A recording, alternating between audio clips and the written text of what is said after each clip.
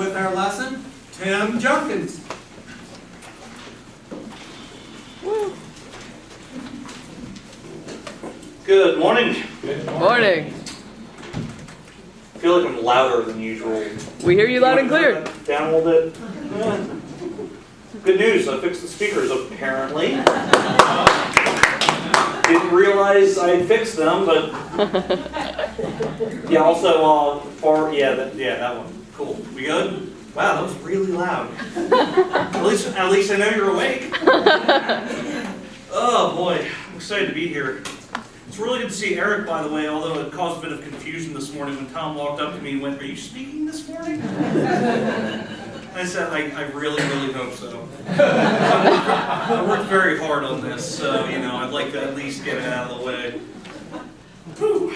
Read a really great article last week that kind of spawned the idea of this lesson. It's about three roommates in New York who bought a couch. $20 couch, it's a rite of passage. Anybody who's ever been in college or anything like that, bad furniture, rite of passage. Like, I love my cheap couch. My couch was free. It was one of those, like, just pulled it off somebody's curb type deals. Love that couch. Love it so much. However, my couch did not contain $40,000 American. Whoa. Which would have been amazing, for the record. Would have been really great. Because I'm not a rich man, but I understand the scope of money. I understand $40,000 would not solve all of my problems. It would only solve most of my problems. And so, three roommates go to a thrift store, find a couch, nice, worn couch with character, couch with personality, as some might say. Take it home. After a couple of weeks, they're like, "Why is this couch so lumpy? This is crazy. Oh, never should have bought this couch." Rub up the cushions, $40,000. Just right there. Just in multiple denominations. They took it out, they put it on one of the beds, they counted it out, and they were just freaking out. Because they basically won the lottery. $40,000. So they call their parents, and they're looking for advice, and they're really trying to figure out what to do, because my initial thought was, wow, they got a drug dealer's couch, that's crazy. And so what they did was they managed to track down the original owner of the couch, who incidentally was not a drug dealer. I was surprised to read that. 91 years old. It's a very sweet old lady who lived in not a great neighborhood. Her husband, before he had passed, had been saving for 3 decades. Money for providing for his wife, providing for his family. And so $40,000 to somebody who doesn't have a lot of money can really go a long way. And what had happened was she had been sleeping on this couch for a number of years after her husband had passed. She had just been sleeping on it. And then eventually her back wasn't that great, and so her children decided to buy her a bed. And without consulting her mother, they said, "Okay, let's just get rid of this couch." And off to the thrift store it went. No questions asked. Didn't look at it, just paid somebody to haul it away. So the roommates were left with a dilemma. Because, not a lawyer, but by all legal rights from my point of view, it's their money. The money was in the couch was given away, the couch was sold, the money is theirs. $40,000 to 3 20-something-year-olds. That can go a long way. Or probably not, honestly. Kids not really that great with money. So I was 21 once. If I had $40,000, I would not be here today. And so they decided to return the money. They decided, and one of the roommates was quoted with this really very sweet quote that said, "We didn't earn it." It wasn't their money. They had done nothing to possess this money, shy of they happened to get this couch. So they tracked the woman down, they found her family, and they returned the money. Ugh. Because I'm thinking about my bills right now. I'm thinking about the student loans and the car and the cell phone and the credit cards and all the stuff that's in my life. And I'm like, I want to be a good person. I want to be the person who's like, of course I'd return the money away. But, I'd have to see when I was in that situation. But fortunately for this very lucky woman, the college students returned the money. They returned the $40,000, and as a reward, they were given $1,000, which, at the end of the day, for a $20 couch, I'm not great at math, but it still seems like a pretty good investment. And so I was hung up on the terminology. I was hung up on the idea of we didn't earn it. There was nothing that they did to get this money shy of just inconceivable luck. shy of the idea of this money happened into their lives. And so we're going to be looking at two passages today. The first one is going to be in Matthew chapter 19. And the second one is going to be in 2 Timothy chapter 2. We're going to be starting with Matthew 19 verse, so if you want to bookmark that 2 Timothy verse later. And so what we're going to be looking at today is the concept of how do we live as disciples of Christ? How do we live as people? Are we handling the word correctly? Are we being the Christians that we need to be? Are we following the examples that Jesus set for us? Because regardless of knowing anything about those college roommates before reading this article, regardless of knowing anything about that, I know that they are inherently good people.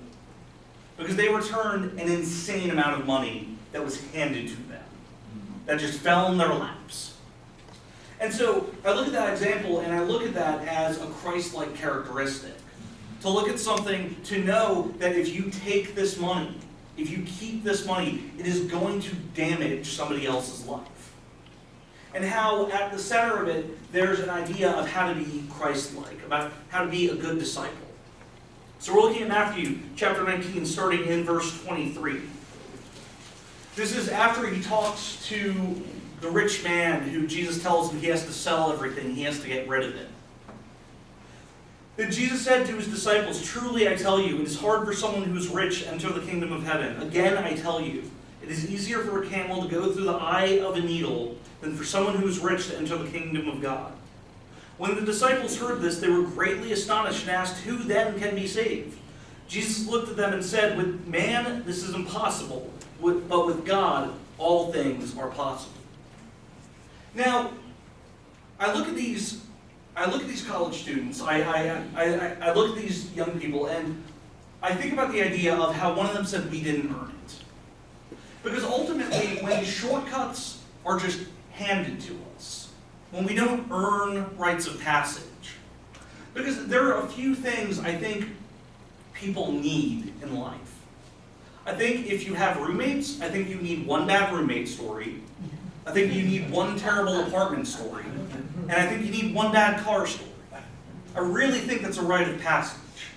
It's something that when I get to where I am now, and I get into my car, I lovingly think back to my original car, which had 90,000 miles on it when I bought it. Now I get in the car and say, "Okay, God, please let the car start." Turn the ignition, car starts, yay, I'm off. But that wasn't always the case. And because of that, I really have perspective on what I have now, on like the slightly nicer versions of things I had back then. And so I have that perspective, and I live with, I rent a house with a really great friend of mine. He's one of the best roommates I've ever had in my life, and I really appreciate it because in college I had one of the worst roommates I'd ever had in my life. And so it's just one of those things where you don't need to have all those things, but you need to have experience. You need to go through some kind of trial in order to appreciate what you've got. And if these people had taken the money, if they had taken it, this is what Jesus is talking about. He's told this rich person to sell all of his possessions and give it away to charity and just get rid of it because he knows that this person didn't work for anything. He didn't fight for anything. He didn't strive hard to accomplish anything. He was rich, which means he could walk into a room, say, "I want to buy that, that, and that," not think about the money and be on his way. He didn't have to earn anything. And so Jesus knows that in this person's heart, that if they have this shortcut, if they have this crutch their entire life, then they're not going to attain the level of discipleship that they need to be saved. And so in the same way with these young people, they know that if they take this money, they're going to burn through it, it's going to be gone, it's not going to do anybody a bit of good, it's going to damage somebody else's family, and in 5-10 years, it wouldn't have mattered anyways. And so when one of them said, "We didn't earn it," that person was right. They didn't earn that money. And so what we're going to be looking at in 2 Timothy chapter 2, starting in verse 11, is the idea of how do we maintain this level of discipleship? How do we become better Christians? How do we become better followers of Christ? Because it's not to say, if you win the lottery, you're going to hell. I'm not saying that. But I am saying that temptation will be placed there. That temptation of taking the easy way out of circumstances, to simply write off problems, sweep them under the rug, pay them off, get rid of them. And so, like, the crucible that I go through is a person who went to college, and I've got debts, and I have a car, and I have a phone, and I have all this stuff, and I work to afford those things, and I work to appreciate those things, and I don't take them for granted. That's one of the things I was always raised on. We did not have a ton of money when I was younger, when I was a little kid. And my roommate and I actually had this conversation the other day about cereal. And there are certain cereals I will never eat again as long as I live. Because when we were younger, there was just that one type of cereal you could afford. You ate it 7 days a week. And it's one of those things that, like, it's not a knock against my parents that worked extremely hard to get where they are today, but I'm just never going to eat that kind of cereal. Can't do it. So I walk into the store now and I look at something I want to buy and I just grab it off the shelf. I don't even think, that's little luxuries I can afford to myself. It's like really good cereal. Shout out for Cinnamon Toast Crunch. Come on, it's delicious. I also just ruined the video because somebody's going to go through and go, oh, it's copyrighted. We have to take that off of YouTube now. So, oh well. 2 Timothy chapter 2, starting in verse 11. Here's a trustworthy saying. If we died with him, we will also live with him. If we endure, we will also reign with him. If we disown him, he will also disown us. If we are faithless, he remains faithful, for he cannot disown himself. Keep reminding God's people these things. Warn them before God against quarreling about words. It is of no value and only ruins those who listen. This is the important part coming up. Do your best to present yourself to God as one approved, a worker who does not need to be ashamed and who correctly handles the word of truth. Do we correctly handle the word? Because I'm one of those people who I've always got a hook with my sermons. And the hook this week was a story about these roommates in New York. That was kind of like the whole gimmick, the whole catch, the whole introduction to the lesson today. Because I love stories that are true. Because I grew up hearing all sorts of great analogies about, people who like almost committed a sin and they didn't, and they were heartbroken that they almost committed it. But like it's like an analogy. It's not even true. It's just like a story. So I read things like this, and this is a real thing that happened to real people. And it is not a circumstance that is going to come up a lot, but it is a circumstance that's going to be extremely similar to what we go through in life. There will be a circumstance in your life where you are given something that doesn't belong to you, and you have the opportunity to seek out who belongs to you. You have the opportunity to return it. You have the opportunity to do the right thing. And that's kind of what I wanted to hammer on today, was the idea of, and I really like how it's phrased here in 2 Timothy, do your best to present yourself to God as one approved, a worker who does not need to be ashamed and who correctly handles the word of truth. Focusing on the idea of one who is not ashamed. That's really what we've got to focus on as followers of Jesus Christ. We've got to look at the idea of looking at our lives and thinking about that thing that we're ashamed of. There's something back there, something in the back of our mind, there's a shortcoming, there's a fault that we struggle with every day, that we're working to deal with every day, that we're working to put away, we're working to get rid of it. And I'm not calling it out, I'm not asking you to stand up and confess your sins in front of the whole congregation, but I'm asking you to contemplate the idea that are you a person who can be unashamed in handling the word of truth? To stand up and to count yourselves among the chosen and say, I am a Christian. I am a follower of Christ. Jesus Christ died for my sins. I am a follower of him. I am a representative of him on this earth. And then we go out, and I do talk about this sometimes, about how during the work week, I'm not always the best representative of Jesus Christ. I work in a warehouse, I work a blue-collar job, I work with a couple of unseemly characters, and a lot of language gets thrown around. And in those weaker moments where I'm tired and I'm exhausted and I'm fed up, because when your arms are caked in dirt and you've got nicks and cuts all over yourself, and you stop in that moment and you go, I went to college. I went to college and I'm working this job. And it's getting better, and I'm climbing up the corporate ladder, and I manage minions now, which is pretty exciting. They really don't like being called minions, by the way, it turns out. But it's one of those things that in those weaker moments, I look at that, and the words that come out of my mouth are not the words that Jesus wants me to be saying.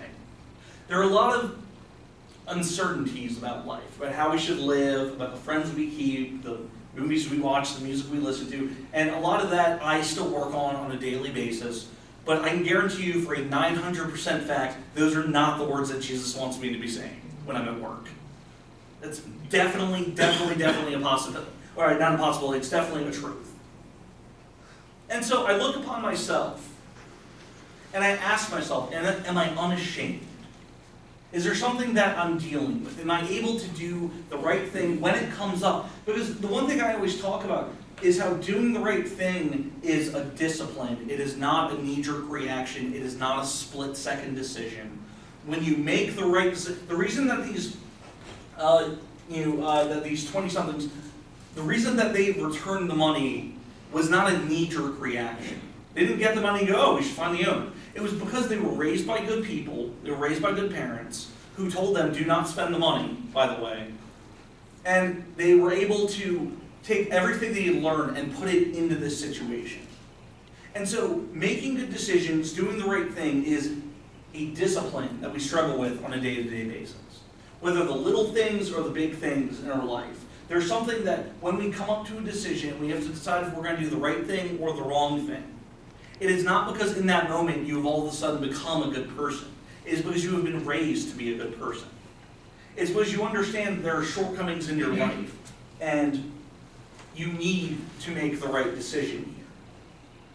And not to speak on anybody else's personal experience, not to speak on anybody else's examples, but on my personal experience, my parents did a really amazing job raising me and my brothers. I struggle to think of any parents who did a better job of raising their children. And it is great because they're going to be watching this video later. So, I'm really hoping at this point they're just fist bumping or high-fiving or something and yeah, we did a good job. But it's one of those things that when I come into situations where I ask myself, what kind of person do I need to be? It is because of that upbringing. It is because of the church I grew up in. It's because of the people I was affiliated with. It's because of the ministers and youth ministers that taught me and brought me up right. And it's not to say that if you're not a member of the church, that's already too late for you. I wasn't a Christian until I was in high school. I wasn't baptized until I was 15 years old. When I went to school to become a minister, there was a intro to Bible class that we had to take. One of the assignments was you had to memorize the 66 books of the Bible in order, just by name. You just had to be able to rattle them off for a test. I don't understand what the point of that was, but it's one of those things that I'm talking to people who've been in the church their whole lives. And they're like, oh yeah, I know the songs when I was 5. Don't know the song. Yeah, never really went to a youth class, never learned any cutesy songs about how to read the Bible better, none of that. Just went in completely fresh. Just decided that church, that Christ had changed my life. I wanted to find a way to give it back. So I went to school, became a minister, and here I am today. And so it's one of those things that we have to strive to be separate from the world. Because you look at a circumstance like that, an impossible circumstance where money has just fallen into your lap. Enough money to solve most of your problems. Half your problems, a quarter of your problems. It'll get people off the phone at least. And so, when we look at that, the world looks at that and goes, hey, you've been working really hard. You're trying to raise a family, or you're trying to pay your bills, or you're trying to be a good roommate, you want to help out your parents. There's any number of things that we look at a substantial amount of money like that. And you could name off the top of your head a dozen things to do with it. A dozen good things, more specifically. There's a dozen good or great or honorable things you could do with that money.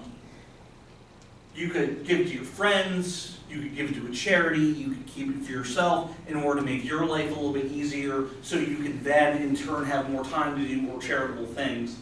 And so the world looks at that. The world looks at that and says, hey, that's a pretty good idea. Let's go ahead, let's take that money, let's fix a few things, let's do some right things. That's kind of what Jesus would do, right? But at the expense of this woman losing everything she had. That would be the twist on it. 91 years old. Her husband saved for 30 years to have a little tiny, because like I said, I'm not a rich man, but I understand the scope of money. And $40,000 over 30 years is not a crazy amount of money. But it was probably enough. It was enough to where when he was gone, she would be provided for. And most importantly, at the end of this article that I'm reading about this, it gets down to where they interviewed this woman who chose not to be identified. But she said that this is my husband looking down on me. This is my husband watching out for me. This is God watching out for me. To know that I lost everything. And there have been a lot of points where I was really, really, really, really poor. Like especially coming out of college, I couldn't really find a steady job, and there were times where I didn't have a lot. But the idea of losing everything, the idea of losing even the little amount of money that I had, the idea of losing, of not having income, of not having money to take care of myself, terrifies me. And that's something that a lot of people deal with in this economy today. It's unfortunately a thing that people deal with. And so to read something like that about where a woman who is not able to provide for herself anymore, whose husband has passed away, when she loses everything and then it is returned to her, she feels blessed. She feels a connection to the world. And I think it's important that we focus on that because I'm a news junkie. Just love the news. Like, not gonna get into the which site is better, blah, blah, blah. But I love the news. I just love absorbing information. I love knowing what's going on out there in the world. And I got bad news, people. A lot of it is not good. There's a lot of not great news out there to read. And you could just sit there and absorb it all day long. We live in a 24-hour news cycle where people complain. Like, we have so much news that people complain that there's too much news out there. They'll read something that they think is insubstantial. They'll go, oh, why is this news? Like, it's news because we live in a 24-hour news cycle and they need to fill it with something. And so I absorb all that information. And so when I read something like this, to where something really, truly remarkable, when something unbelievable happens, because I find it hard to believe that for all the negative stuff I read, for all the negative information that I absorb, when I read something about somebody doing something good, something charitable, something honorable, something Christ-like, I'm dumbfounded. And I'm ashamed that I'm dumbfounded. I'm ashamed by the fact that I'm surprised by this. And so that's really the Tim Junkins point of the week. The one thing I really want to hammer on is the idea of we should strive to live in a world where we are not surprised by charitable acts. We are not surprised by people who act in a Christ-like manner. We are not surprised when somebody does the right thing. Why are we surprised by that? Why? Why is that a thing? And so I encourage you to go out there in the world and find that one thing that you can change. I encourage you to find that one thing in your life that you can make better for yourself or a family member or somebody else or a stranger. I was, just one last anecdote and then we'll wrap up. I was driving home from dinner one night, and I live in Columbia, and Columbia has got some real whiz-bang restaurants. There's a lot of really great places to eat. So I was coming back from dinner. I had my takeout, and I was driving home, and there was a person at a stoplight, and he had the typical sign: out of work, need help, God bless. He was on a crutch. And here's the thing. I have zero idea what this guy's name was. I don't know if he was legit. I don't know if he was a con artist, because I've known a good amount of con artists in like the area I grew up in. I knew a lot of people who they would just walk around and they would con people out of their money, and they would just do it every single day. And so there was just this moment where I just decided, you know what, I'm just going to take a chance. And I opened my wallet, and I had, I don't know, $15 or something. And I pull out the $15, and I roll down the window, and I go, here, you should go get something to eat. And the guy looks at me like I'm insane. Because this guy's been collecting like dollars and quarters and nickels all day long. And I just roll up with like $15. Because it's not a consequential amount of money to me. It's not one of those things where I look at that and go, oh, can I really afford to give away this $15 or whatever. And it's not to say that I did the right thing, it's not to say that it turned this guy's life around, but I had this moment where I was tired of seeing people like that.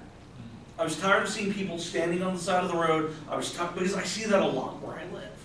There are designated spots in the city where I live in where people hang out, and they try and get by during the day. I see it at work, I see it at home, and it's not to say that we need to give away all of our money. It's not to say that we need to go and join them, but just do something with your day. Just find a charitable act, find something to do, and just go ahead and do it. Don't think about it. Just go ahead and know that this is a step that we need to take as people, to where we are not surprised by the charitable acts that we see. Help a neighbor, find a person in need, find a family member, reconnect with them. And it's not a challenge to where, I sit upon my high throne and I say, we need to all go do this, we need to go fix the world. But it's something that I need to work on as well, because like I say, every single time that I speak, this sermon is in 0% way directed at anybody in this audience. This is simply a podium for me to stand up and evaluate what I need to do to be a better Christian, to be closer to Jesus Christ. And so if you're here today, and you want to die with him, if you want to live with him, if you want to endure, if you want to reign with Jesus Christ, I ask you to be dynamic in your day-to-day lives, to go forth and do something to better the world around us so that we are not as surprised when we read about charitable acts. When I read about something good, when I read about a Christ-like act that happens in the world, and I look at it in the newspaper, on the internet, whatever it is, I don't want to be surprised anymore. I want to look at it and go, good for them. That's what we need to be doing. And so, if you're here today, and you need one of those charitable acts, if you need prayer, if you need consideration for anything, I ask you to come forward. If you're here today and you want to be part of that, if you want to be part of the movement that strives to make the world better, I ask you to contemplate on that as we stand and sing.